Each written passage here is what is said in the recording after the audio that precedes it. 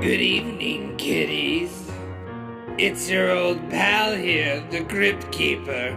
And tonight, I'm here to serve up some morbid makeup fun.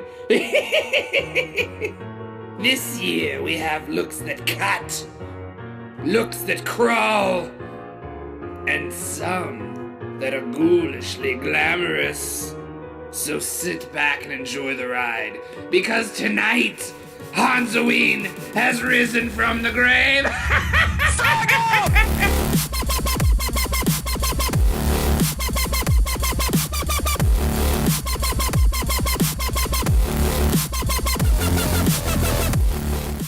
What is up, my Hans fam? Are you guys as hyped out for Halloween as I am? I hope so. I'm so excited to show you guys what I have up my sleeve. Oh man. If you're new to my channel, Halloween is 31 tutorials in the month of October, which means a new tutorial every damn day. Hell yeah. All products will be listed down below, and subscribe if you haven't already so you don't miss a beat. I wanted to start this season off with a bang, so here is the lovely Crypt Keeper.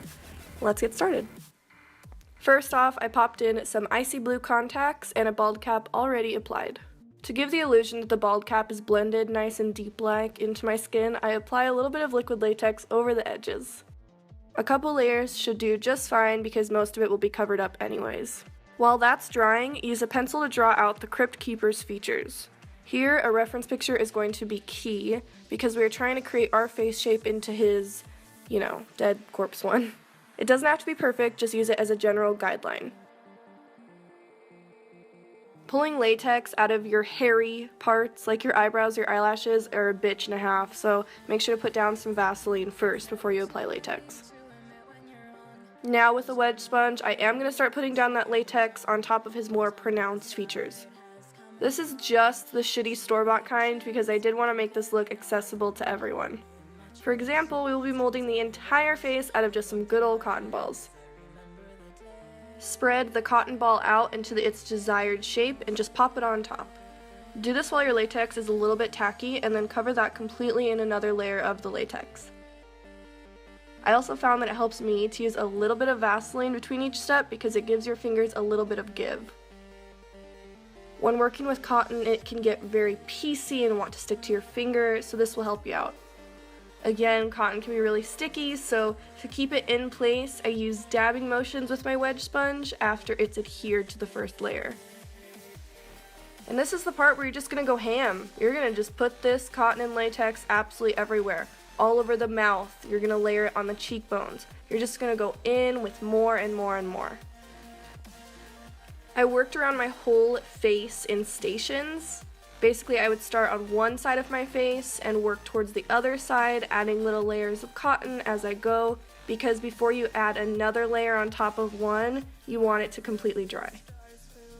You could even use a blow dryer between some of the steps, because sometimes this shit takes a really long time to dry, and a blow dryer got you covered. My whole face is probably about 4 to 5 layers of cotton, I would say. So I wanted this to be absolutely as three-dimensional as possible. And again, keep looking at your reference picture. That will really help you to make sure that you're really enhancing the features that you need to be enhancing. If you're having a hard time with layering in all the cotton and it's getting real bumpy, you can always take your finger into a little bit of latex and use it to smooth it all out. On to the paint job. I'm using some cream foundations for this one. Creams will hold really well onto these more three-dimensional looks instead of some of these water-based ones that may slide around. With a more tan foundation shade, I'm really pressing this into my face. I look like bread right now. And you want to set this with a generous amount of powder so it doesn't go anywhere. Setting it will also make it easier so that your detail paints will stick really well. For some shading and detail work, I'm just using a little bit of a brown cream paint and blending that in underneath all of the protruding areas. This is because as the light would be shining down on our face, everywhere that was three-dimensional, like under the cheekbones or under the furrowed brow, would be a shadow. This will also help to intensify our wrinkles, like our little forehead wrinkles we got going on. And we want to bring light to the center of the face, so I'm even darkening around the entire perimeter of the head. Almost like you'd normally contour, but just contour your rotting face. Yes. Keep adding more and more shadow as you go. This will also help to intensify the sculpt job that you did. Paint just brings that right out. Going in with black now to put in where the actual holes of his face are. He has a missing nose, so that would be black. He has some missing parts in his mouth, so that would be black. And I also did bring this down onto my neck a little bit, just because I am going to be wearing a shirt and my neck would show.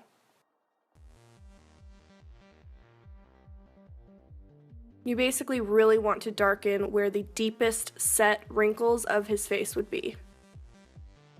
With a lighter foundation shade, I also did highlight just a little bit. This would be more towards the high points of our face, the tops of the cheekbones, top of the head, you know. I made some little human teeth out of polymorph plastic earlier, so I am putting some Prozade down on the spots that I do want, and then just gluing those teeth down. Make sure that you do have a little gap to, you know, eat and drink out of. I made sure that I had a little bit of a slit so I could still stick a little straw in there. And using a little bit of water activated paint, a little bit of yellow and white mixed together, I wanted the teeth to look a little aged. Grime up the teeth a little bit with some more brown cream paint around the edges of them, just so that they look a little more three-dimensional. We don't want this to look flat. We want to bring in some more color, so using these alcohol paints and a stippling sponge, I'm going to add a little bit of mauve and red to it to kind of look like the pores of the skin, kind of some broken blood vessels underneath the skin. That'll give it a more realistic feel. The hair is definitely my favorite part. I just put a little bit of Prozade down and cut some pieces of a wig up and just put that against the two sides of my head. If you are wearing this out, you could even cut up a wig and actually glue part of the entire wig to your head, but I wanted to go with a very, very sparse hairdo, you know what I'm saying? And this is the entire look. I hope you guys enjoyed the video and love this Crypt Keeper. Use the hashtag Hanzaween so I can see your badass recreations, and follow me on Snapchat and Twitter because I'm going to be posting hints regarding the next looks. I just love the fuck out of you guys, and I'll see you tomorrow. Woo! Oh yeah, I feel good.